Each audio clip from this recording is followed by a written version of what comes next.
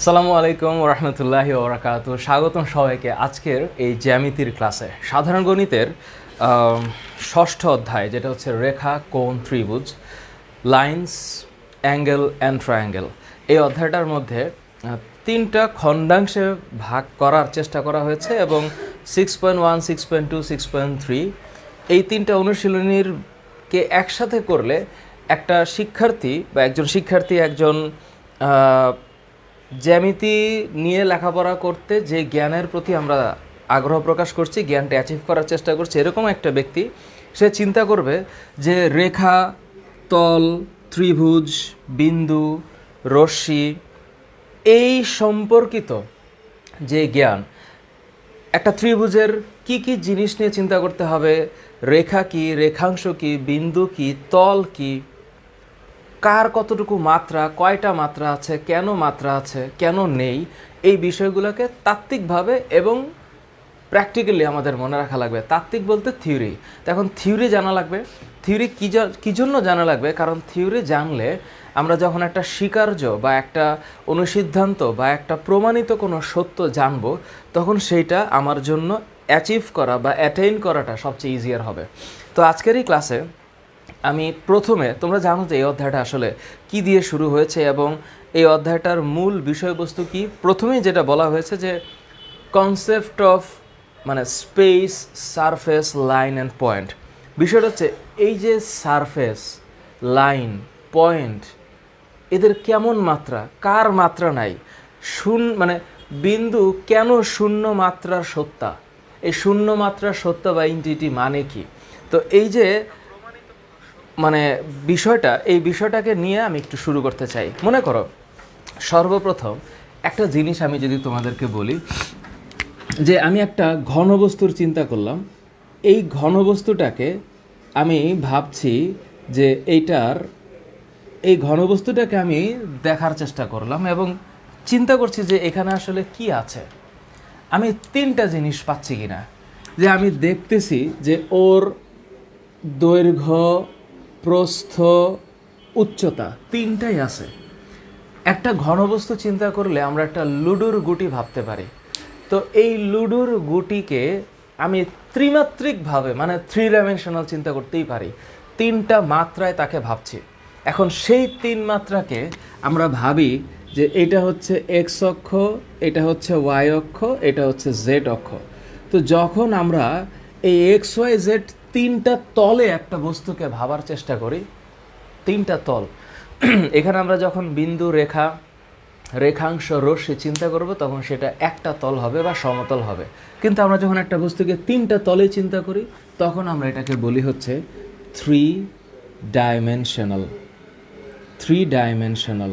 So তোমরা যারা আজকে এই চ্যাপ্টারে জ্যামিতির অংশটাকে বোঝার জন্য চিন্তা করছো, একেবারে শুরু থেকে শুরু করলে এই সারফেস নিয়ে কথা বলতে হবে, সারফেস থেকে কথা বলতে হবে।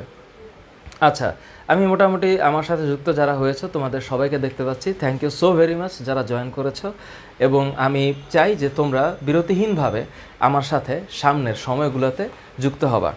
এখন ঘটনা হচ্ছে রেখা কি। রেখা, আমি যখন রেখার চিন্তা করব যে একটা নির্দিষ্ট বিন্দু থেকে গমনকারী, এই যে রেখা, আমি যে এটাকে রেখা বলতেছি, এই রেখাটা আসলে অ্যাকচুয়ালি ওয়ান ডাইমেনশনাল, একমাত্রিক। ওর দৈর্ঘ্যই আছে, এটার দেখো দৈর্ঘ্য আছে, প্রস্থ আছে, উচ্চতা আছে। আমি এটাকে তিনটা মাত্রায় ভাগ করতে পারছি, তিন মাত্রায়। কিন্তু রেখা হচ্ছে ওয়ান ডাইমেনশনাল বা একমাত্রিক। কেবল ওর শুধুমাত্র রেখার শুধুমাত্র কি আছে, দৈর্ঘ্য আছে। এটা আমরা জানি। এখন ঘটনাটা হচ্ছে যে রেখার তালের সংজ্ঞা কি বলবো? রেখার সংজ্ঞা বলবো যে দুটি তল যদি পরস্পরকে ছেদ করে, দুটি তল পরস্পরকে ছেদ করলে একটি রেখা উৎপন্ন হবে। এই যে রেখা, এই রেখা ইংরেজি হচ্ছে লাইন। তার আমি লাইন বা রেখার সংজ্ঞায় বলবো যে দুটি তল যখন পরস্পরকে ছেদ করে তখন একটা রেখা উৎপন্ন হয়, মন থাকবে। এবং এই রেখা হচ্ছে একমাত্রিক, ওয়ান ডাইমেনশনাল, দুটি তল। তার আমি এখানে বলতে পারি যে দুটি তল পরস্পরকে পরস্পরকে ছেদ করলে, পরস্পরকে ছেদ করলে কি হবে? রেখা উৎপন্ন হবে, এবং এই রেখাটা হচ্ছে একমাত্রিক। এখন দুটি তল যদি পরস্পরকে ছেদ করে যদি রেখা হয়, এখন দুটি রেখা যদি পরস্পরকে ছেদ করে, তখন ওই ছেদস্থানে একটা বিন্দু তৈরি হবে। কেমন? মনে করো আমি যদি চিন্তা করি যে এইটা একটা রেখা, হ্যাঁ, এবং আমি যদি মনে করি যে এইটাও একটা রেখা, এদের যে একটা ছেদস্থান হয়েছে, এই ছেদস্থানে একটা বিন্দু তৈরি হয়েছে। এই যে বিন্দু, মানে যেটাকে আমি পয়েন্ট বলছি, পয়েন্ট, এটা হচ্ছে অ্যাকচুয়ালি পয়েন্ট। তার মানে আমি বলবো যে দুটি রেখা যখন পরস্পরকে ছেদ করে তখন বিন্দু সৃষ্টি হয়, এবং এই দুইটি রেখার যে ছেদস্থান, এই ছেদস্থানটাই হচ্ছে বিন্দু। মন থাকবে? ওকে ওকে। এবার আমার প্রশ্ন হচ্ছে, তাহলে স্যার বিন্দুটা কি? বিন্দুটা এমন একটা জিনিস যে এইটার না আছে দৈর্ঘ্য, না আছে প্রস্থ, না আছে উচ্চতা। মানে কি? এটা একটা শূন্য মাত্রার সত্তা, এবং এই সত্তাটাকে আমি এন্টাইটি বলছি, যে এটার একটা উপস্থিতি বা এক্সিস্টেন্স আছে, কিন্তু এটাকে কোনো মাত্রা দিয়ে প্রকাশ করা যাচ্ছে না, যেই মাত্রা বা যে ডাইমেনশন আমি ওকে ভাবতেছি। তার মানে আমি যখন একটা বিন্দুর কথা বলবো, আমি বলবো যে এই বিন্দু হচ্ছে শূন্য মাত্রার সত্তা। তোমরা আপাতত যদি একেবারে লেখাপড়া করার সময় কি করা লাগবে? একেবারে 100% পৃথিবীর যাবতীয় অন্য সকল চিন্তা বাদ দিয়ে আমি যে জ্ঞান খোঁজার জন্য, যেই জিনিসটা জানার জন্য চেষ্টা করছি, সেইখানে ফোকাস করতে হবে। এই কারণে শুধু ম্যাথ বলে কথা না, যেহেতু জ্যামিতিটা আমরা বোঝার চেষ্টা করব, জ্যামিতি বুঝতে গেলে আমাদেরকে এই কয়েকটা জিনিস থেকে স্টার্ট করতে হয়, যেহেতু বইয়ের মধ্যে আছে, এবং আমার মনে হয় তোমাদের কাছে এগুলো ইজি। তো রেখার যেহেতু একটা দৈর্ঘ্য, তাহলে রেখা হচ্ছে কি? একটা একমাত্রিক রেখা হচ্ছে একমাত্রিক। তো এখন তলের কি অবস্থা? তল, আমি যখন একটা তলের কথা চিন্তা করি, তল মানে তো সারফেস। তল মানে কি? সারফেস। অর্থাৎ একটা তল যখন আমি ভাববো, যে কোনো তল, তুমি এই যে আমার বোর্ডটা দেখতে পাচ্ছ, তো এই বোর্ডের একটা দৈর্ঘ্য আছে, একটা প্রস্থ আছে, আছে না? আছে। কিন্তু তুমি এই পাশ থেকে যখন দেখতেছো, তুমি তখন বোর্ডের উচ্চতাটা বা পুরুত্বটা টের পাচ্ছ না। তুমি যখন একটা জিনিসকে দেখতেছো, কারণ মানুষের চোখ হচ্ছে দ্বিমাত্রিক, মানে দ্বিনেত্র দৃষ্টি, হ্যাঁ, বাইনোকুলার ভিশন। কিন্তু আমরা যখন একটা কিছুকে দেখি, তখন আমরা একই সাথে দৈর্ঘ্য প্রস্থ ভাবতে পারি, কিন্তু উচ্চতাটা, ওই অংশের পেছনের অংশটা দেখতে পারি না। এই কারণে আমরা যখন তলের কথা বলবো, এই তল হচ্ছে দ্বিমাত্রিক বা 2 ডাইমেনশনাল। তল কি? দ্বিমাত্রিক। তার মানে তোমাদের এমসিকিউতে আমি যদি ভাবি, এটা হচ্ছে 2 ডাইমেনশনাল। এগুলো খুব সোজা কথা, এবং তোমরা জানো যে আমরা 6.1-এ কিছু জিনিস এগুলো একটু জানবো। ইউক্লিডের স্বীকার্য আছে, কিছু স্বতঃসিদ্ধ আছে, এবং ইউক্লিডের যে 7টা স্বীকার্য আছে, মানে 7টা পয়েন্ট আছে, এই পয়েন্টগুলোকে একটু জানার দরকার আছে। এবং তার সাথে সমতল জ্যামিতি যখন আমরা শুরু করব, প্লেন জিওমেট্রি, সেক্ষেত্রে আমি একটু পরে শুরু করছি, তখন মানে একটা গাণিতিক উক্তি বা কোনো একটা স্টেটমেন্ট আমি কিভাবে প্রমাণ করতে পারি? আমি প্রমাণ করতে পারি ম্যাথমেটিক্যাল ইন্ডাকশনে, আমি প্রমাণ করতে পারি ম্যাথমেটিক্যাল ডিডাকশনে, এবং প্রমাণ করতে পারি হচ্ছে ম্যাথমেটিক্যাল, মানে এটাকে বলা হয় প্রুফ বাই কন্ট্রাডিকশন। ওকে, আমি একটু মানে তোমাদের সাথে যে কমিউনিকেশনটা, সেটা আমার ক্লাসের মধ্যে দিয়ে যাবে। তোমরা একটু আমার সাথে সাথে একটু আগাবা, হ্যাঁ, এবং যদি পারো একটু খাতায় লিখতে পারলে সবচেয়ে ভালো হয়। একেবারে ক্লাস শেষে আমরা একটা সামারি দেওয়ার চেষ্টা করব, এবং আমি নিরবিচ্ছিন্নভাবে এবং বিরতিহীনভাবে বলার চেষ্টা করছি। এই যে তল, এটা দ্বিমাত্রিক, এই যে রেখা, এটা একমাত্রিক, এই যে বিন্দু, এটা শূন্যমাত্রিক, কোনো মাত্রা নাই। এবং আমরা যখন একটা ঘনবস্তুর কথা চিন্তা করব, এটা ত্রিমাত্রিক। কেন? কারণ এটার 3টা সারফেসই আছে, এটার দৈর্ঘ্য আছে, প্রস্থ আছে, হাইট আছে। এবং আমরা যখন কোনো একটা 3 ডাইমেনশনাল কোনো কিছু ভাববো, তখন আমাদের 3টা অ্যাক্সিস থাকবে, X axis, Y axis and Z axis. সুতরাং আমি যখন কোনো একটা বিন্দুর চিন্তা করব, বিন্দু, কোনো একটা বিন্দু, সেই বিন্দুর এই যে মানে তুমি যদি চিন্তা করো যে এক্স ওয়াই জেড থেকে ওর কিন্তু অবস্থান আছে, সুতরাং প্রত্যেকটা অবস্থানে এক্স ওয়াই জেড প্রত্যেকটা অবস্থানে আমরা যখন ভাবি এই বিন্দুটার কিন্তু 3টা ডাইমেনশন থেকেই তার একটা ডিস্টেন্স মেজার করা যায়। তুমি চাইলে তোমার ঘরের উপরের দিকে, ছাদের বা নিচের যে কোনো কোণার দিকে তাকাও, দেখবা সেই কর্নার থেকে 3টা লাইন চলে গেছে, একটা এই বরাবর, একটা এই বরাবর, আর একটা হচ্ছে উপর বরাবর। এটাই হচ্ছে সেই পয়েন্টটা, এটাই হচ্ছে সেই পয়েন্ট। ওকে, সো আমি তোমাদেরকে যতটুকু এখন বললাম এটা কি, এটা হচ্ছে সিম্পল হিসাব, সোজা জিনিস। রেখা কি, দুইটি তল পরস্পরকে ছেদ করলে কি হবে, রেখার সৃষ্টি হবে। দুটি রেখা পরস্পরকে ছেদ করলে ওই ছেদস্থানে বিন্দু সৃষ্টি হবে। আর তল তো আমরা জানি যে তল হচ্ছে মানে একটা দ্বিমাত্রিক অবস্থান, যে আমি যে সারফেসটাই ভাবছি প্রত্যেকটা সারফেসেরই দুইটা অবস্থান মানে দুইটা তল থাকবে। আর আমরা যখন 3 ডাইমেনশনাল চিন্তা করবো আমাদের এক্স ওয়াই জেড এই 3টা এক্সিস আমরা ভাববো। আচ্ছা, এবার তোমাদের যদি একটু মনটা বইয়ের মধ্যে দাও, যেহেতু আমি একেবারে বই থেকে কথা বলার চেষ্টা করছি, এগুলার আরও অনেক সুন্দর বেসিক ব্যাখ্যা আমি দিব তোমাদেরকে, যেহেতু এটা হচ্ছে একটা বেসিক। সুতরাং আমরা সহজভাবে ইউক্লিডের কিছু শিকার্যের কথা বলি। এই যে ইউক্লিডস যে পোস্টিউলেটসগুলো আছে, ইউক্লিডস, সুতরাং এই ইউক্লিডস পোস্টিউলেটস যেগুলো আছে সেগুলো হচ্ছে ইউক্লিডের কিছু স্বীকার্য, যেগুলো মেনে নেওয়া হয়েছে, কিন্তু এগুলো অনেক ক্ষেত্রেই মানে আধুনিক দৃষ্টিভঙ্গি অনুসারে অসম্পূর্ণ। যেমন দেখো, যার কোনো অংশ নাই তাই বিন্দু। আচ্ছা, রেখার কোনো প্রান্তবিন্দু নাই। রেখার প্রান্তবিন্দু নাই কেন? প্রান্তবিন্দু মানে তো শেষ। আমি যখন একটা রেখা টানবো, এটা তো এই দিকে অসীম পর্যন্ত বিস্তৃত করা যাবে, এই দিকে অসীম পর্যন্ত বিস্তৃত করা যাবে। সুতরাং এই রেখার কোনো প্রান্তবিন্দু নাই। সুতরাং ইউক্লিডের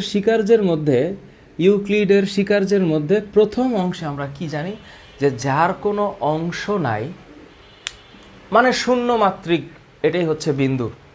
আর রেখার কোনো প্রান্তবিন্দু নাই। নাম্বার 3 হচ্ছে যার কেবল দৈর্ঘ্য আছে কিন্তু উচ্চতাও নাই, প্রস্থও নাই, সেটাই হচ্ছে রেখা। তার মানে আমি একটু আগে যা বললাম, 1 নম্বরটা তো হচ্ছে যার কোনো অংশ নেই সেটা বিন্দু, 2 নম্বরটা হচ্ছে রেখার কোনো প্রান্তবিন্দু নাই, 3 নম্বরটা হচ্ছে যে রেখার কেবলমাত্র দৈর্ঘ্য আছে, প্রস্থ আর উচ্চতা নাই, তার মানে রেখা হচ্ছে কি একমাত্রিক। যা রেখার উপর অবস্থিত বিন্দুগুলো একই বরাবরে থাকে তাই সরল রেখা। মানে কি?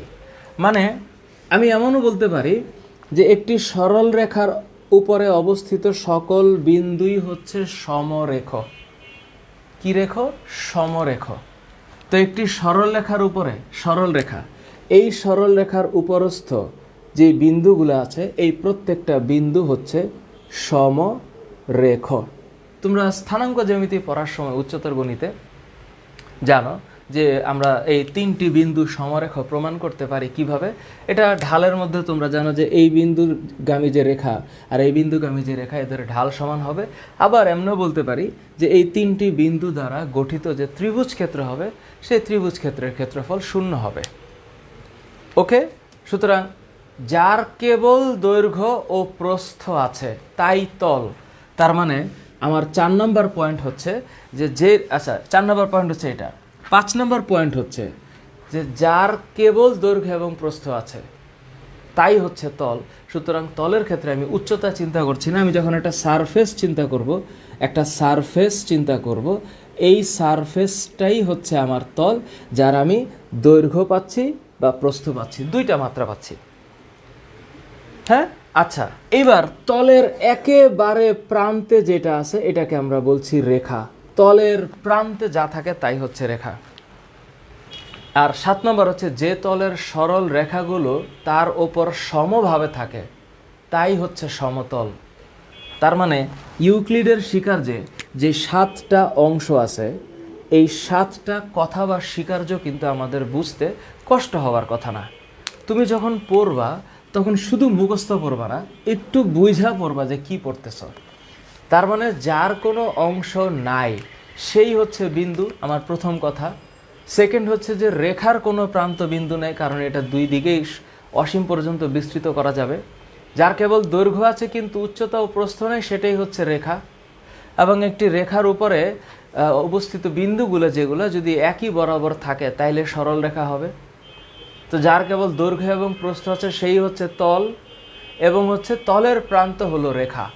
এই যে তলের প্রান্ত রেখা। সুতরাং এই 7টা পয়েন্ট তুমি যখন একটু লিখবা নিজের হাতে আর একটু ভাববা, মাথাটা খাটাবা, দেখবা থিংস আর ইজি ইজি।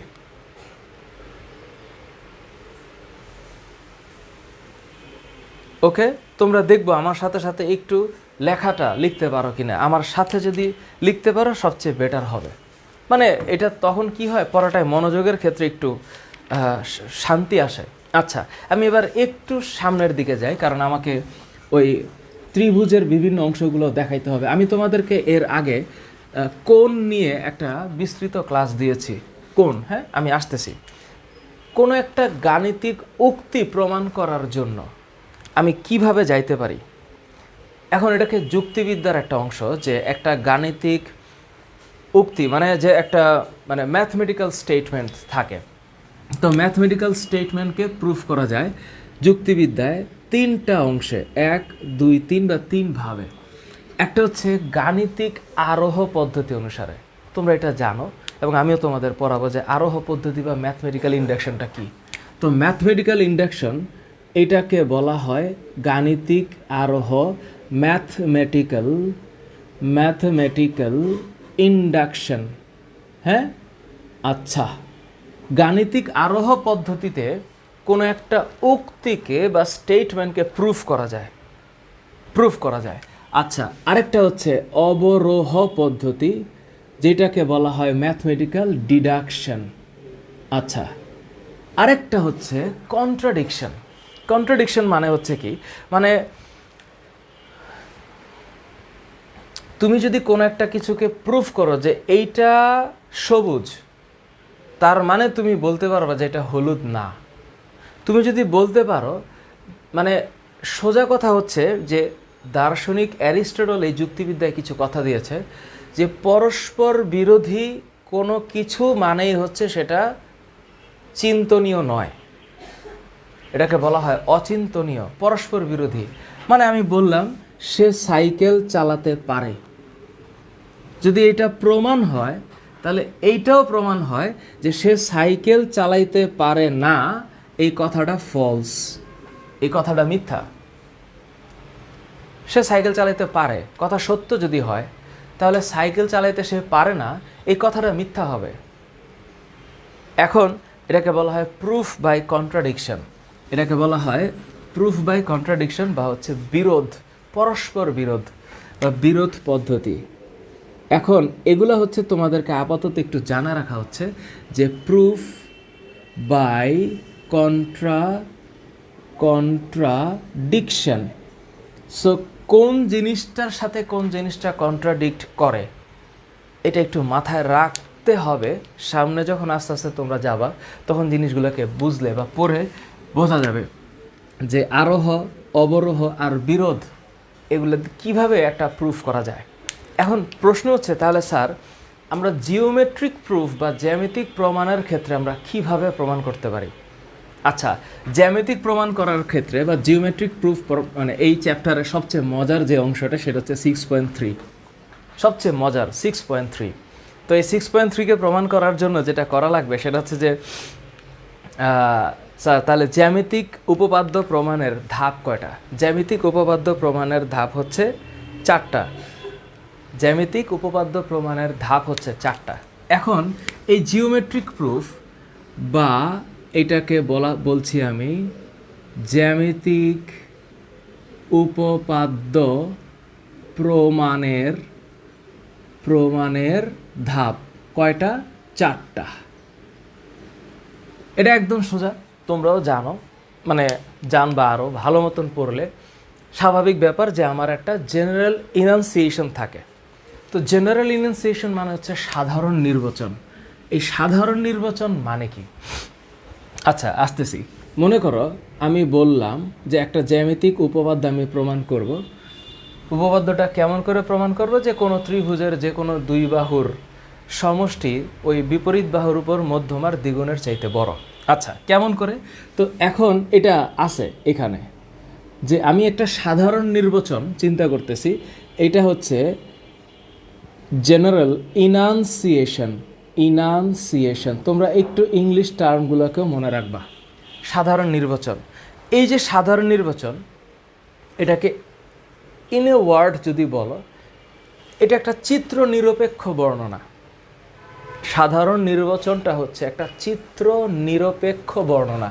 তার মানে এখানে সোজা কথায় আমি বলবো যে এটা হচ্ছে চিত্র নিরপেক্ষ বর্ণনা। মানে এইটার যে বর্ণনাটা বা ব্যাখ্যাটা বা এটার যে লাইনটা, সেটা কোনো নির্দিষ্ট চিত্রের উপর নির্ভর করে লিখিত বা প্রমাণিত না।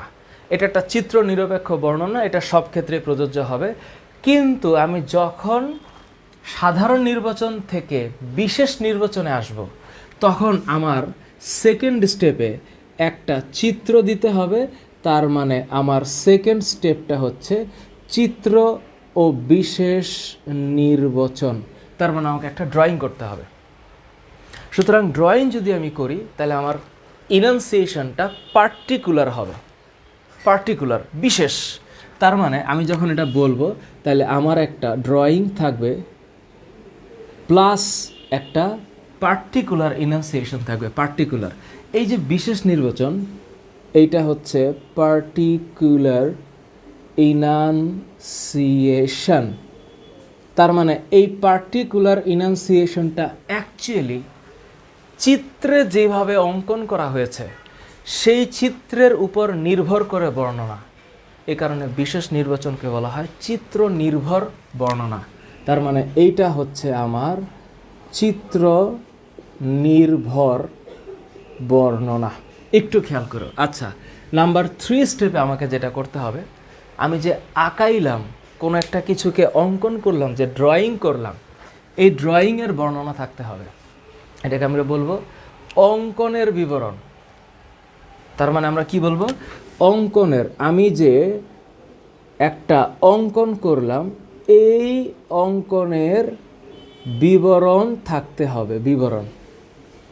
এবং নাম্বার 4, তা আমি যে অঙ্কন করলাম, এবার আমি যেই যুক্তিটা নিয়ে আসছি সেই যুক্তিটা প্রমাণ করতে হবে। তার মানে এই প্রমাণের যৌক্তিক ধাপগুলোর বর্ণনা দিতে হবে। তার মানে শেষে 4 নম্বরে আমাকে প্রমাণের যৌক্তিক। এখন স্যার এইটা আবার কেমন কথা, যৌক্তিক? অ্যাকচুয়ালি তুমি যখন একটা কিছু প্রমাণ করবে, এই চ্যাপ্টারে আছে 6.3-তে যে আমরা একটা কিছু প্রমাণ করতে যাচ্ছি, তো প্রমাণ করার সময় আমাকে যা প্রমাণ করতে হবে সেই দিকে যেতে হবে। এটাই হচ্ছে আমার যৌক্তিকভাবে ব্যাখ্যা।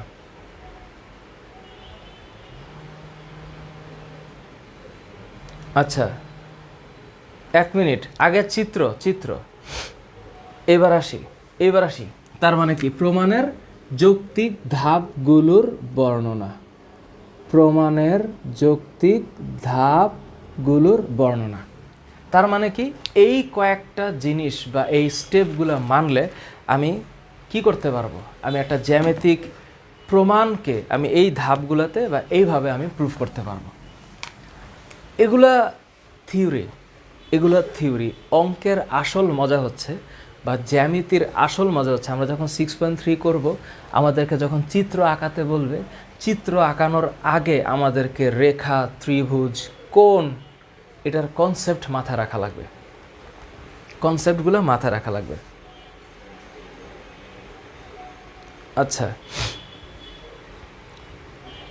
আচ্ছা, এই যে তোমরা এখানে যা দেখলে, এটা হচ্ছে জ্যামিতিক উপপাদ্য প্রমাণের ধাপ 4টা।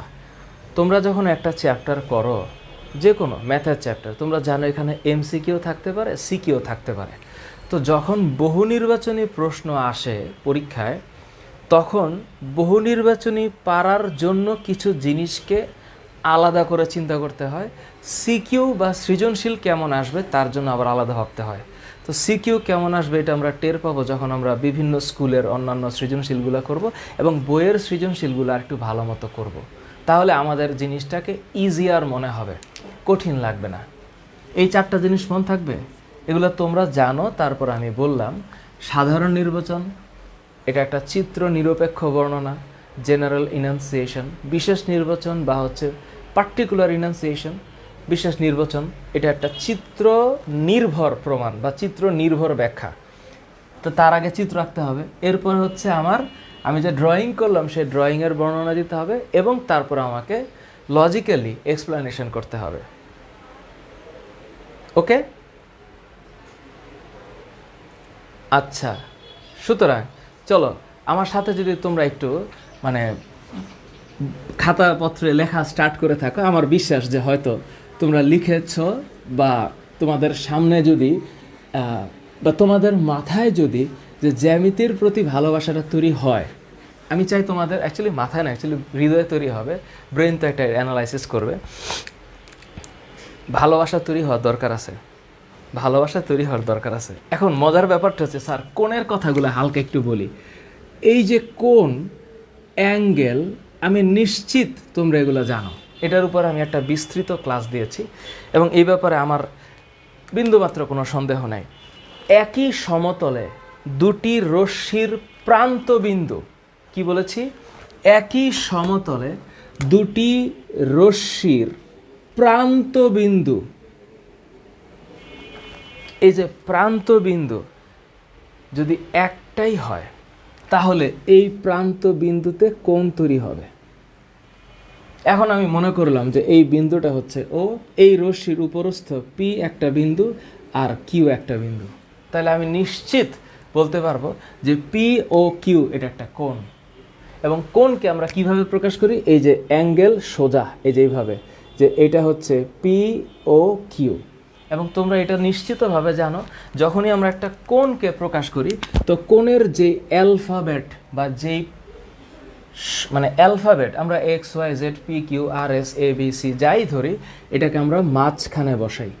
সো আমরা যখনই একটা পি ও কিউ বলবো, তার মানে এই পি ও কিউ আমরা এটা বলতে পারি। ঠিক একইভাবে আমি বলতে পারি এটা, যে এই কোণটাই হচ্ছে অ্যাকচুয়ালি কিউ ও পি, তাতে কোনো সমস্যা হবে না। তুমি যদি এটাকে পি ও কিউ বলো অথবা কিউ ও পিও বলো, তাতে কোনো প্রবলেম হবে না, কারণ ও কোথায় আছে? ও মাঝখানে আছে।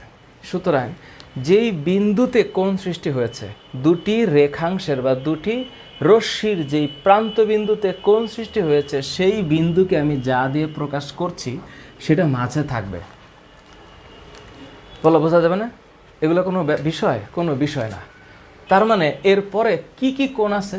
তো আমরা যখন অ্যাঙ্গেলের কথা বলি, তখন আমার মাথায় কয়েকটা শব্দ চলে আসবে। সেটা হচ্ছে সরল কোণ, স্ট্রেট লাইন। তো স্ট্রেট লাইন হচ্ছে কি?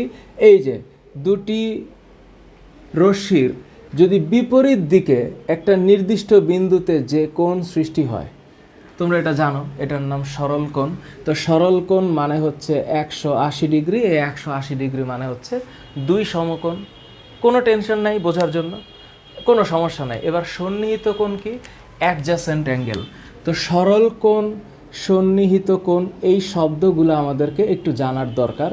যে এই সন্নিহিত কোণ হচ্ছে যে কোনো কোণ, যদি ভাবো যে দুটি রশ্মির প্রান্ত বিন্দুতে যে কোণ সৃষ্টি হয়েছে, এদের যদি একটি সাধারণ রশ্মি থাকে, তার মানে এই যে এটা, তাহলে এর উভয় পাশে যে কোণ সৃষ্টি হবে, তার মানে কি?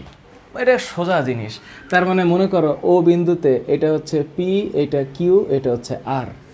তার মানে কি? তার মানে এই P O Q R Q ও আর, এই দুইটা হচ্ছে সন্নিহিত কোণ বা অ্যাডজাসেন্ট অ্যাঙ্গেল।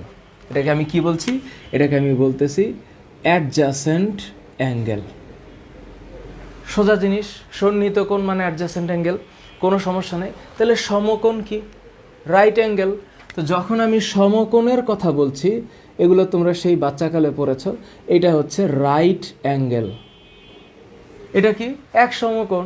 যেই কোণটা এক সমকোণ, সেই এক সমকোণের চেহারা এদিকেও হইতে পারে, এদিকেও হইতে পারে, যেভাবেই হোক। তার মানে এই কোণটা হচ্ছে রাইট অ্যাঙ্গেল, অর্থাৎ 90 ডিগ্রি। আবার এই কোণটা 90 ডিগ্রি। এক সমকোণ। কি কষ্ট হচ্ছে? এগুলো কি বুঝতে কোনো ব্যাপার? তো অ্যাকিউট অ্যাঙ্গেল আর অবটিউজ অ্যাঙ্গেলটা কি? অ্যাকিউট মানে সূক্ষ্ম কোণ, অবটিউজ মানে স্থূল কোণ। স্থূল মানে কি? একটু বড়। তো স্থূল কোণ আর অ্যাকিউট অ্যাঙ্গেলের মধ্যে কি পার্থক্য? কোনো এগুলা তোমরা সেই ছোটবেলায় পড়ছো, মনে করে দেখো। কি কষ্ট? কোনো কষ্ট নাই। যে যদি কোনো একটা কোণের মান 0 ডিগ্রির চাইতে বড়, অর্থাৎ এই কোণটা, আমি যদি এই কোণটাকে থিটা দিয়ে প্রকাশ করি, যে থিটা কোণের মান 90 ডিগ্রির চাইতে ছোট হবে এবং 0 ডিগ্রির চাইতে বড় হবে, তাহলে এটা কি কোণ? এটা সূক্ষ্ম কোণ। সূক্ষ্ম মানে কি? অ্যাকিউট অ্যাঙ্গেল ছোট, সূক্ষ্ম, তার মানে এইটা হচ্ছে সূক্ষ্ম কোণ। কিন্তু তার চাইতে একটু যদি বড় হয়, তার চাইতে যদি একটু বড় হয় স্থূলকোণ, তো স্থূলকোণ কি হবে? 90 ডিগ্রির চাইতে বড় হবে। হ্যাঁ, 90 ডিগ্রির চাইতে বড়, কিন্তু 180 ডিগ্রির চাইতে ছোট, কারণ 180 ডিগ্রি তো সরল কোণ। তার মানে কোনো একটা কোণের অবস্থা যদি এমন হয়, এই সরি হ্যাঁ সরি আমি আসলে সূক্ষ্মকোণ আর একটা হচ্ছে স্থূলকোণ। তো স্থূলকোণের ক্ষেত্রে এটা একটু বড় হবে, যে 2 সমকোণ থেকে ছোট, অ্যাকচুয়ালি 360 ডিগ্রির চেয়ে ছোট হবে, 180 ডিগ্রির চেয়ে বড় হবে। অর্থাৎ কোণটা যদি এমন হয়, ধরো এই, সো এই ক্ষেত্রে কি হবে? সরল কোণের চাইতে বড়। তো এখন আমি এটাকে কি বলতেছি? স্থূল কোণ বা হচ্ছে অবটিউজ অ্যাঙ্গেল। এটাকে কি বলা হচ্ছে? Acute angle. এটা হচ্ছে অবটিউজ অ্যাঙ্গেল, অবটিউজ। সো অবটিউজ মানে হচ্ছে স্থূলকোণ। এখন 2 সমকোণ থেকে বড়, কিন্তু 4 সমকোণ থেকে ছোট। 4 সমকোণ তার মানে কি? 2 সমকোণের চাইতে বড়। এখন ঘটনা হচ্ছে, আমি মনে হয় মিস্টেক করতেছি, দুঃখিত, আমি মিস্টেক করছি এখানে। আমি 2 জায়গায় আমি একটু আরেকবার ক্লিয়ার করে বলি। একটা হচ্ছে স্থূলকোণ, আরেকটা হচ্ছে প্রবৃদ্ধ কোণ। আচ্ছা, সো প্রবৃদ্ধ কোণ যেটা, সেটা হচ্ছে রিফ্লেক্স অ্যাঙ্গেল। স্থূলকোণটা এইরকম হবে, মানে এটা হচ্ছে আমার মানে সমকোণ, তাহলে এতটুকু এরিয়ার মধ্যে যেটা পড়বে, অর্থাৎ 0 ডিগ্রির চাইতে বড় কিন্তু 90 ডিগ্রির চাইতে ছোট, এইটা হচ্ছে আমার অ্যাকিউট অ্যাঙ্গেল। 90-র চাইতে বড় কিন্তু 180-র চাইতে ছোট, এই এতটুকু এরিয়ার মধ্যে যেটা পড়বে সেটা হচ্ছে অবটিউজ অ্যাঙ্গেল। আবার এইটার চাইতে বড় কিন্তু 4 সমকোণ মানে 360 এর চাইতে ছোট, এই কোণটাকে বলা হবে প্রবৃদ্ধ কোণ। তার মানে তুমি যদি চিন্তা করো, এইটা এবং এইটা, আমি একটু আগে যেটা আঁকাইছি, এটা অ্যাকচুয়ালি প্রবৃদ্ধ কোণ মানে রিফ্লেক্স অ্যাঙ্গেল। তার মানে এইটা হচ্ছে রিফ্লেক্স অ্যাঙ্গেল। সহজ কথা, আমি একটা সহজ জিনিসের মধ্যে কনসেপ্টে এপাশে বসেছে। তার মানে এটা হচ্ছে আমার সমকোণ, সমকোণের ছোট, 0 ডিগ্রির বড়, এটা হচ্ছে সূক্ষ্ম। 90 ডিগ্রির বড়, 180 ডিগ্রির ছোট। স্থূল 180 ডিগ্রির বড় কিন্তু 4 সমকোণের চাইতে ছোট, এটা হচ্ছে রিফ্লেক্স অ্যাঙ্গেল। তার মানে রিফ্লেক্স অ্যাঙ্গেল হচ্ছে 180 ডিগ্রির চাইতে বড় হবে থিটা কোণটা, এবং 360 ডিগ্রির চাইতে ছোট হবে। এটাকে আমরা প্রবৃদ্ধ কোণ বলছি। তো এখন এই যে কোণের ক্ষেত্রে যেই হিসাবটা, এগুলা খুব ছোটবেলা থেকে তোমরা পড়েছ। আরেকটা মজার জিনিস হচ্ছে পূরক আর সম্পূরক, একটা হচ্ছে কমপ্লিমেন্টারি আর একটা সাপ্লিমেন্টারি। এখন অনেকের কাছে বিষয়টা একটু কেমন যেন মনে হয় যে তাহলে পূরক মানে কি? পূরক আর সম্পূরক এই দুইটা শব্দের মধ্যে আমার মনে রাখতে হবে যে পূরক 3টা অ্যালফাবেট, 3টা শব্দ মানে 3টা অক্ষর দিয়ে, সম্পূরক একটু বড়। তার মানে একটু মনে রাখার চেষ্টা করতে হবে যে পূরক কোণ বলতে আমি এখানে বুঝা নিব এটা হচ্ছে 90 ডিগ্রি, আর সম্পূরক বলতে আমি বুঝা নিব 180 ডিগ্রি।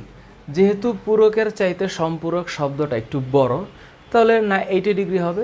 বিষয়টা কেমন? বিষয়টা হচ্ছে পূরক কোণ হচ্ছে এমন যে এই কোণটা 90 ডিগ্রি।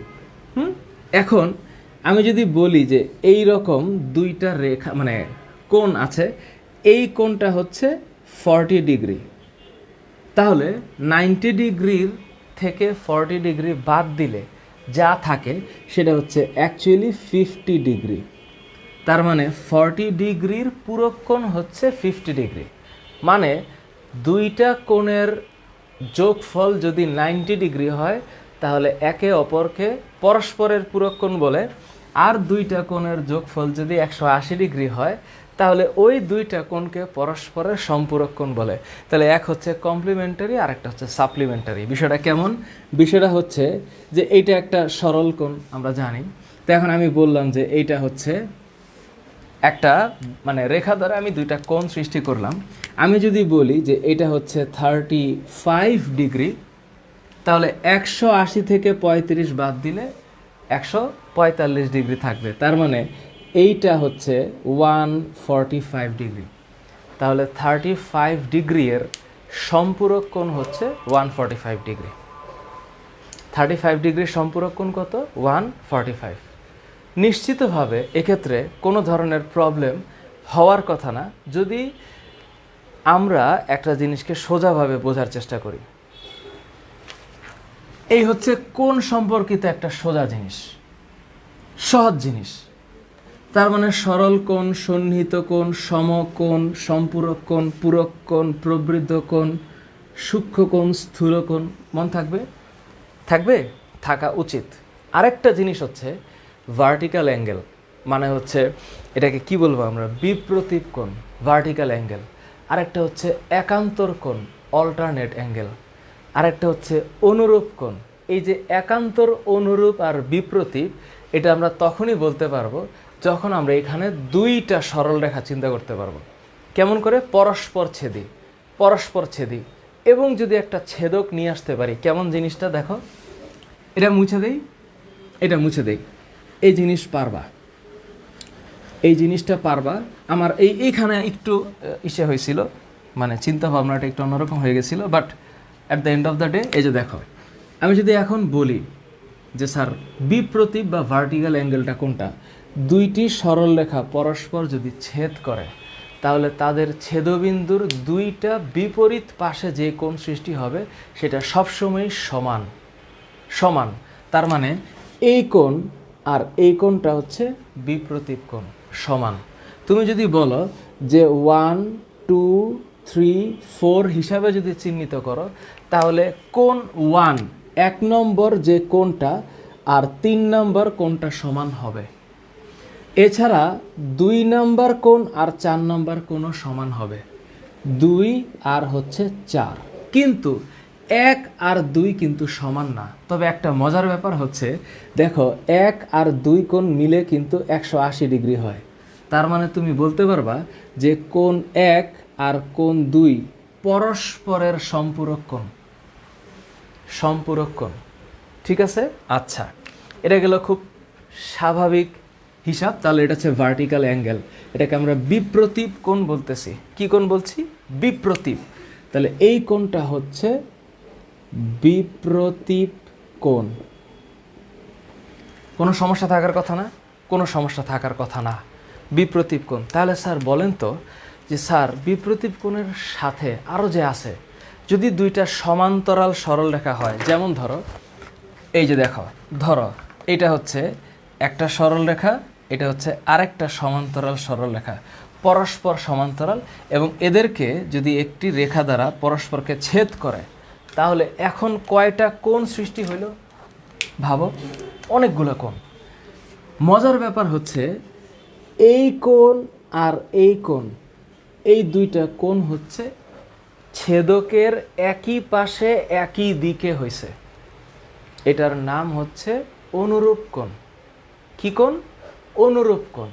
আবার দেখো মজার ব্যাপার, এই কোণটার সাথে এই কোণটা দেখো, এই কোণটা, এরা হচ্ছে ছেদকের বিপরীত পাশে বিপরীত দিকে হয়েছে, তাই না? দেখো এইটার ডিরেকশন হচ্ছে উপরের দিকে, এইটার ডিরেকশন নিচের দিকে। এই কোণ দুইটার নাম হচ্ছে একান্তর কোণ, অল্টারনেট অ্যাঙ্গেল, অল্টারনেট অ্যাঙ্গেল। তাইলে আমি বিপ্রতীপ কোণের যে কনসেপ্ট, একান্তর কোণের যে কনসেপ্ট, আর হচ্ছে অনুরূপ কোণের যে কনসেপ্ট, এটা মন থাকবে। আবার একটা জিনিস মনে রেখো, অনুরূপ কোণ সবসময় যে সমান হবে তা না।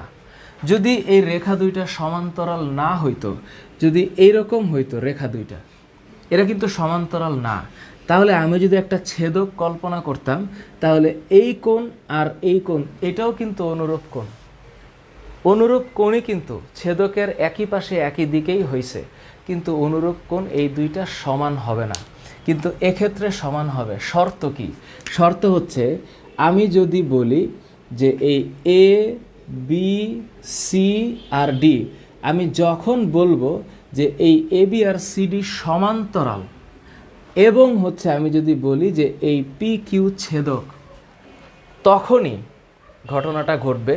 অনুরূপ কোণ সমান হবে, বিপ্রতীপ কোণও সমান হবে, একান্তর কোণগুলোও সমান হবে। তার মানে কি? যখনই দুইটা সমান্তরাল সরলরেখা, সমান্তরাল সরলরেখা কাকে বলে? যখন এই রেখা দ্বয়কে আমি অসীম পর্যন্ত বিস্তৃত করব, কিন্তু তারপরেও তাদের পরস্পরকে ছেদ করার বা মিলিত হওয়ার কোনো চান্স থাকবে না। এই দুইটা সরলরেখা তখনই সমান্তরাল হবে যে এই সমান্তরাল সরলরেখাকে অসীম পর্যন্ত বিস্তৃত করলেও এরা যদি না মিলে পরস্পর, তখন আমি বলতে পারি এরা হচ্ছে পরস্পর সমান্তরাল। আচ্ছা, থ্যাংক ইউ। সো এতটুকু হচ্ছে খুব কমন জিনিস, সোজা জিনিস, সাধারণ জিনিস, এতে কোনো সমস্যা নাই। এখন ঘটনা হচ্ছে স্যার যখন পরীক্ষায় সৃজনশীল আসে তখন আমাদেরকে একটু ভাবতে হয়। হ্যাঁ, ভাবতে তো হবেই, কারণ জ্যামিতি হচ্ছে প্র্যাকটিসের বিষয়। তুমি যখনই প্র্যাকটিস করবা তখন তোমার সব মনে হবে, কিন্তু তুমি জ্যামিতি থেকে একটু দূরে থাকবা বা অনেক দিন প্র্যাকটিস করবা না, তখন মনে হবে যে পারা জিনিস পারতেছি না। তখন তোমার মনে হবে আরে এটা তো আমি করছি, কিন্তু তারপরও দেখবা যে হঠাৎ করে আলিমুল গায়েব হয়ে যাচ্ছে। তো এটা হচ্ছে খুব স্বাভাবিক প্রবৃত্তি। মানুষের মস্তিষ্ক হচ্ছে চর্চা নির্ভর মস্তিষ্ক। এটা মুছে দেই। এটা চর্চা হলেই কিন্তু ইজিলি পারা যায় এবং মানে জানা যায়। কারণ একটা জিনিস যেমন ধরো যে অনেক জ্যামিতির উপপাদ্য আছে, দেখবা যে এত কঠিন, তুমি করতেছো, পারতেছো, পরের দিনও পারতেছো, কিন্তু 2 সপ্তাহ 3 সপ্তাহ তুমি যখন প্র্যাকটিসে নাই বা হঠাৎ করে তোমার সামনে আসছে, তোমার কাছে মনে হবে যে কি করছিলাম যেন পরের লাইনে।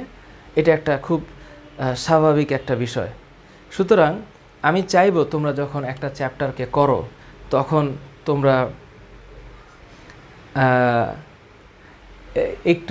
একটু যত্নশীল হইলেই মনে হয় সবচেয়ে ভালো হয়। আচ্ছা, এবার আমরা যদি একটু ত্রিভুজের কথা চিন্তা করি। ত্রিভুজ, তো একটা ত্রিভুজ যখন আমি ভাবি যে আমার হাতেই ত্রিভুজ আছে, যে এটা একটা ত্রিভুজ, তো এই ত্রিভুজটা আমি যদি একটু চিন্তা করি যে এই হচ্ছে আমার ত্রিভুজ, তো এই ত্রিভুজের কি আছে?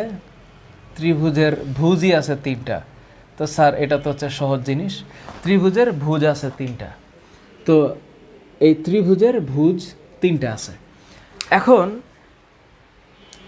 বিষয়টা কেমন? বিষয়টা হচ্ছে 3টি রেখাংশ দ্বারা, এই যে দেখো 3টি রেখাংশ দ্বারা, কয়টি? 3টি রেখাংশ দ্বারা আবদ্ধ চিত্র। এই যে এটা হচ্ছে মূল কথা, এই আবদ্ধ চিত্রই হচ্ছে ত্রিভুজ। তাহলে আমি এটাকে বর্ধিত করতেই পারি, তাতে সমস্যা নেই, এটা ত্রিভুজ। তাহলে ত্রিভুজের বাহু কয়টা? 3টা। সাইড 3টা সাইড।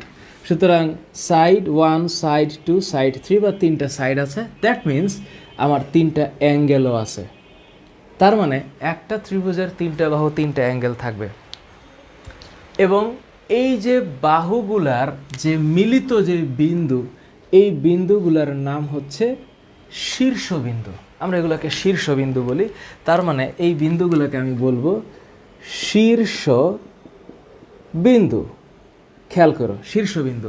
তার মানে এইটা আমি বলছি কি, এটা হচ্ছে বাহু বা সাইড, বা তুমি এটাকে আর্ম বলতে পারো। তার মানে একটা ত্রিভুজের কি থাকবে? শীর্ষবিন্দু থাকবে। কয়টা? 3টা। যদি 3টা শীর্ষবিন্দু থাকে, আর্ম থাকবে কয়টা? 3টাই। এখন মজার ব্যাপার হচ্ছে, খুব মজার ব্যাপার হচ্ছে যে তাহলে স্যার ত্রিভুজের ক্ষেত্রে পয়েন্টগুলা কী কী? একটা ত্রিভুজ যদি তুমি চিন্তা করি যে বাহু ভেদে এবং হচ্ছে কোণ ভেদে, তো যখনই আমরা একটা ত্রিভুজের বাহু ভেদে চিন্তা করব, 3 প্রকার। কি কি? সমবাহু, সমদ্বিবাহু, আর বিষমবাহু, এই তো। তো এখন যেইটা আমি বলছি সমবাহু ত্রিভুজ, তো এই সমবাহু মানে হচ্ছে ইকুইল্যাটারাল, চার পাশে সমান। তার মানে এটা হচ্ছে আমার ইকুইল্যাটারাল ট্রায়াঙ্গেল, সমবাহু। তারপরেরটা কি? সমদ্বিবাহু। নাম দেখে আমি বুঝতেছি যে এখানে অ্যাকচুয়ালি দুইটা বাহু সমান হবে, সমদ্বিবাহু। তাহলে এটাকে বলা হয় আইসোসেলেস ট্রায়াঙ্গেল। আইসোসেলেস শব্দটা কি? আইএসও, এটাকে কি বলা হচ্ছে? আইসোসেলেস। খেয়াল করো, তার মানে আইসোসেলেস ট্রায়াঙ্গেল। আরেকটা হচ্ছে বিষমবাহু, স্কেলেন। তার মানে এই যে বিষম, তার মানে কোনো বাহুই সমান নয়, কোনো বাহু সমান নয়, তাহলে এটাকে বলা হচ্ছে বিষমবাহু। তাহলে এটাকে বলা হয় স্কেলেন ট্রায়াঙ্গেল, SCALE, স্কেলেন ট্রায়াঙ্গেল। সোজা কথা কি? সোজা কথা, বাহু তিনটা যদি সমান সমান হয়, অর্থাৎ আমি যদি বলি যেটা হচ্ছে পি, এটা কিউ, এটা আর, তার মানে আমি যদি বলি যে পি কিউ সমান কিউ আর সমান পি আর, তাহলে এটা কি বাহু ত্রিভুজ? সমবাহু। আমি যদি বলি যে পি কিউ সমান কিউ আর, ঠিক আছে, কিন্তু is not equal to P R, তাহলে এটা সমদ্বিবাহু। আর আমি যদি বলি যে না ভাই একটাও সমান না, একটাও সমান না, তাহলে এটা বিষমবাহু ত্রিভুজ। কমন সেন্স, খুবই কমন সেন্স যে ত্রিভুজের তিনটা সাইড যদি সমান সমান হয়, সমবাহু, দুইটা সমান হলে সমদ্বিবাহু, তিনটা সমান হলে বিষমবাহু। আর কোন ভেদে কি হবে? সমকোণী, সূক্ষ্মকোণী আর হচ্ছে স্থূলকোণী। এই তো। এখন এইটার একটা মজার ব্যাপার আছে, যখন আমরা কোন ভেদে চিন্তা করব তখন আমরা কি চিন্তা করতে পারি, এটা একটা মজার ব্যাপার আছে। তাহলে স্যার কখন সেটা ভূমি হবে, লম্ব হবে? যদি এগুলো আমি ত্রিকোণমিতিক অনুপাতে তোমাদের ব্যাখ্যা করছিলাম যে আমি কোন ভেদে যখন চিন্তা করব যে কোন, তখন আমি তিনটা জিনিস পাবো। তিনটা কি কি? এক, সমকোণী, তারপরে হচ্ছে সূক্ষ্মকোণী, তারপরে হচ্ছে স্থূলকোণী।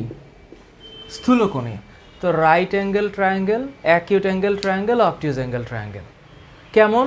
এগুলো তোমরা সেই ছোটোবেলা থেকে পড়ছো যে এই যে একটা ত্রিভুজের একটা কোণ যদি এক সমকোণ হয়, এই তো, তাহলে সমকোণের বিপরীত বাহুটা হচ্ছে অতিভুজ, নাকি? আমি যেই কোণটা চিন্তা করব তার বিপরীত বাহুটা হচ্ছে লম্ব, এবং এটা হচ্ছে ভূমি। সমকোণী। সূক্ষ্মকোণী কি? যেই ত্রিভুজের কোণগুলা এক সমকোণের চাইতে ছোট, সূক্ষ্মকোণী। স্থূলকোণী কোণটা? এই যে যখন আমি দেখব যে ত্রিভুজের একটা কোণ এক সমকোণের চাইতে বড় কিন্তু 180 ডিগ্রির চাইতে ছোট, এটা হচ্ছে স্থূলকোণী। তার মানে এইটা হচ্ছে আমার 90 ডিগ্রি, এখানে each angle less than 90 degree, এখানে একটা অ্যাঙ্গেল 90 ডিগ্রির বেশি। নাকি কঠিন? নাকি? একটাও কঠিন না, একটাও কঠিন না। এখন যদি স্যার প্রমাণ করতে বলা হয়, এই প্রমাণের ব্যাপারটা হচ্ছে সবচেয়ে মজার, যে মানে যেটাকে আমরা বলি যে এগুলো তো আমরা জানি, সমবাহু, সমদ্বিবাহু, বিষমবাহু, সমকোণী, সূক্ষ্মকোণী, স্থূলকোণী, কোনটা কেমন ত্রিভুজের দিকে তাকালেই বোঝা যাবে, ত্রিভুজের দিকে তাকালেই বোঝা যাবে। যদি মনে করো এরকম একটা ত্রিভুজ তুমি দেখতে পাও যে এইটা একটা ত্রিভুজ, তুমি বুঝতেই পারতেছে যে এখানে কোনটা হচ্ছে দেখাই যাচ্ছে ইজ মোর দ্যান 90 ডিগ্রি, তাহলে এটা স্থূলকোণী। তা আমি যখনই কোনো ত্রিভুজ আঁকাবো তখন আমি চিন্তা করবো যে ত্রিভুজের দিকে তাকায় যে এখানে কোনোটা 90 ডিগ্রি আছে কি নাই, বা ছোট। যদি 90 ডিগ্রি থাকে তাহলে তো বললাম সমকোণী, না থাকলে সূক্ষ্মকোণী, বড় থাকলে স্থূলকোণী। সোজা সোজা। এখন মজার ব্যাপার হচ্ছে, তাহলে স্যার ত্রিভুজের ক্ষেত্রে আমরা কখন সর্বসম প্রমাণ করতে পারি? এটাকে বলা হয় কনগ্রুয়েন্স অফ ট্রায়াঙ্গেল। মজার ব্যাপার। তো কনগ্রুয়েন্স অফ ট্রায়াঙ্গেলটা কি দেখো, এটা খুবই মজার ব্যাপার, এবং এই জায়গাটাতেই কিছু উপপাদ্য আছে এবং আমাদেরকে কিছু উপপাদ্য মনে রাখতে হবে। কিছু উপপাদ্য: বাহু কোণ বাহু উপপাদ্য, কোণ বাহু কোণ উপপাদ্য, বাহু বাহু বাহু উপপাদ্য। মজার ব্যাপার, একদম সোজা। যখন আমি বলবো যে স্যার এই ত্রিভুজ আর এই ত্রিভুজ, এই দুইটা ত্রিভুজ, আমি ধরলাম আমি হাতে আঁকেছি তো, তাহলে একটু হইতে পারে, ইটস নট সিমেট্রিক্যাল হইতে পারে, যে এটা হচ্ছে পি কিউ আর ত্রিভুজ আর এটা হচ্ছে ডি ই এফ ত্রিভুজ ধরো। এখন এই যে ত্রিভুজের সর্বসমতা, আমি কিভাবে দুইটা ত্রিভুজকে সর্বসম বলতে পারি? এই সর্বসমতা মানে হচ্ছে কনগ্রুয়েন্স অফ ট্রায়াঙ্গেল। শব্দটা হচ্ছে কনগ্রুয়েন্স অফ ট্রায়াঙ্গেল। এটা আরও মজার হচ্ছে যে আমি যদি এই পি কিউ আর ত্রিভুজকে ঠিক ডিইএফ ত্রিভুজের উপরে স্থাপন করি, এখন আমি কি বলতে পারি যে পি কিউ আর শীর্ষ যদি যথাক্রমে ডিইএফ শীর্ষে আপতিত হয়, তখন আমি বলতে পারবো যে পি কিউ সমান ডিই, অর্থাৎ এই বাহু সমান এই বাহু, কিউ আর সমান ইএফ বলতে পারবো, তার মানে এই বাহু সমান এই বাহু, তাহলে পি আর সমান ডিএফ, এইটাও আমি বলতে পারবো। এটা তো বলতে পারবোই, সাথে আবারও বলতে পারবো যে এবং অ্যাঙ্গেল তিনটাও সমান, অর্থাৎ angle P is equal to angle D, angle Q is equal to angle E, ঠিক সেমভাবে angle R is equal to angle F. তার মানে কি, তখন আমরা বোঝাবো যে এই দুইটা হচ্ছে ঠিক সর্বসম, অর্থাৎ আমি তখন বলতে পারবো যে হ্যাঁ নাও, এখন সর্বসম বলার তারও কিছু ধরন আছে, যে ত্রিভুজ পি কিউ আর এই যে সর্বসম ত্রিভুজ ডি ই এফ, এবং সর্বসম চিহ্নটা কি, যে একটা সমান চিহ্ন হবে এবং সমানের উপর আমরা একটা তরঙ্গের চিহ্ন দিব, এই হচ্ছে সর্বসম। তার মানে সর্বসম, তার মানে হচ্ছে এইটা কনগ্রুয়েন্সি, একেবারে মিলে গেছে, ত্রিভুজ দুইটার সব সমান। এখন সব যে সমান এটা বোঝার জন্য আমাদেরকে তিনটা উপপাদ্য মনে রাখা লাগবে। তোমাদের বইয়ে উপপাদ্য 6 আছে। কত উপপাদ্য? 6। এটাকে বলা হয় বাহু কোণ বাহু উপপাদ্য। খুব সোজা, বাহু কোণ বাহু উপপাদ্য, এটা উপপাদ্য 6। উপপাদ্য 9 আছে। এই যে উপপাদ্য 9, একটু খেয়াল করে দেখো উপপাদ্য 9 কি আছে। তিনটা বাহুর কথা লেখা আছে, বাহু বাহু বাহু উপপাদ্য। এটা কিন্তু ত্রিভুজের ক্ষেত্রেই, তার মানে হচ্ছে এগুলো সব সাইড নিয়ে কথা বলা হয়েছে যেখানে কোনো কোণ নাই। আর উপপাদ্য 10 হচ্ছে কোণ দুইটা। তখন আমি উপপাদ্য 10কে একটু চিন্তা করব, সেটা হচ্ছে কোণ বাহু কোণ। এখন মজার ব্যাপার হচ্ছে যে আমি একটা ত্রিভুজকে আরেকটা ত্রিভুজের ঠিক ওপরে যদি স্থাপন করি, শীর্ষ বিন্দুগুলো যদি যথাক্রমে মিলে যায়, যদি বাহু তিনটা মিলে, কোণ তিনটাও মিলে, ত্রিভুজ তো সর্বসম। শুধু কি এই শর্তে ত্রিভুজ সর্বসম হবে, না আরও শর্ত আছে? আরও শর্ত তো আছে। এবার আমরা একটু শর্তগুলো দেখি।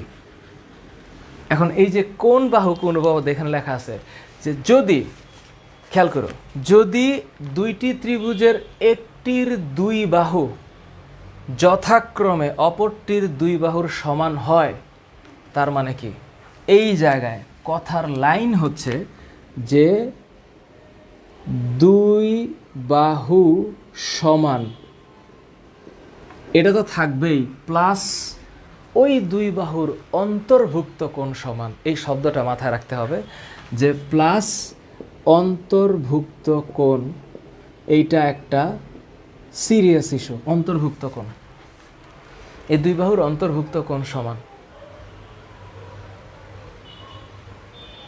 উপপাদ্য আরও আছে, এখানে উপপাদ্য আরও আছে, কিন্তু এই 6, আমি তো এখানে লিখছি 10, কিন্তু তোমাদের বই উপপাদ্য আরও আছে। মানে আমি সর্বসমতার কথা বলছি, সর্বসমতা, যে দুইটা বাহু সমান হবে এবং তাদের অন্তর্ভুক্ত কোণ সমান হবে। পরে যদি একটি ত্রিভুজের 3 বাহু অপর ত্রিভুজের 3 বাহুর সমান হয়, সোজা কথা, ত্রিভুজে বাহুই আছে 3টা, তাহলে আমি যদি বলি যে 3 বাহু সমান হচ্ছে 3 বাহু, তাহলেও ত্রিভুজ 3টা সর্বসম হবে, 2টা সর্বসম হবে। যদি একটি ত্রিভুজের 2টি কোণ এবং এদের সংলগ্ন বাহু, ত্রিভুজের কয়টা কোণ? 2টা কোণ, 2টা কোণ। তার মানে এইখানে যেহেতু 2টা কোণ আছে, তাহলে আমি এখানে বলবো যদি ত্রিভুজের 2টা কোণ প্লাস সংলগ্ন বাহু। এখন আমাকে বলো, এই যে এখানে যতটুকু আমি আজকে বললাম, এটা হচ্ছে একটা স্বাভাবিক সহজ জিনিস। আগামী ক্লাসে আমি এই চ্যাপ্টারের মানে 6.2, 6.3, আজকে তো রবিবার, মঙ্গলবার দিনের ক্লাসে এই সামগ্রিকভাবে অধ্যায়ের যেই ব্যাখ্যাগুলো আছে, যে একটা ব্যাখ্যা দেওয়া আছে, ত্রিভুজটা আঁকতে হবে, একে প্রমাণ করতে হবে, এই প্রমাণগুলোর দিকে যাব। এগুলো হচ্ছে খুবই, এটা যেহেতু একটা বেসিক, আমি মানে ক্লাসটার মধ্যে আমি একটা বেসিক শব্দ যেহেতু যুক্ত করেছি, এরপরে আমরা হিসাব করব যে একটা ত্রিভুজের মধ্যমা কিভাবে আঁকাইতে হবে, মধ্যমা দিয়ে কিভাবে প্রমাণ করতে হবে, ত্রিভুজের যে কোনো 2 বাহুর সমষ্টি কিভাবে তৃতীয় বাহু অপেক্ষা বৃহত্তর হয়, ত্রিভুজের 3 কোণের সমষ্টি কিভাবে তোমার এই 3 কোণের সমষ্টি 2 সমকোণের সমান হয়। একটা ত্রিভুজের যদি আমি একটা ত্রিভুজকে আমি যদি বাইরের দিকে বর্ধিত করি, তাহলে এখানে একটা বহিস্থ কোণ হবে। এই বহিস্থ কোণ বিপরীত অন্তস্থ 2টা কোণের সমান কেমন করে হবে, হ্যাঁ, এগুলার ব্যাখ্যা সহ আমি যাবতীয় ব্যাখ্যা তোমাদেরকে দেব। সুতরাং আমি রিকোয়েস্ট করছি, তোমরা যখন একটা অধ্যায় পড়বা, চেষ্টা করবা এগুলাকে মুখস্থ হয়ে যাবে, বাট চিত্র এঁকে বুঝে পড়ার জন্য। ঠিক আছে, পরের ক্লাসে তোমাদের সাথে আমি এটার প্রমাণ, এই অধ্যায়ের প্রমাণ নিয়ে, এবং তারপরের ক্লাসে এই চ্যাপ্টারের সৃজনশীল কী আসতে পারে এটা নিয়ে ব্যাখ্যা করব। ঠিক আছে, আজকে এখানে রাখছি। তোমাদের সবার জন্য অনেক দোয়া থাকলো, শুভকামনা থাকলো। আল্লাহ হাফেজ, ভালো থাকো, সুস্থ থাকো।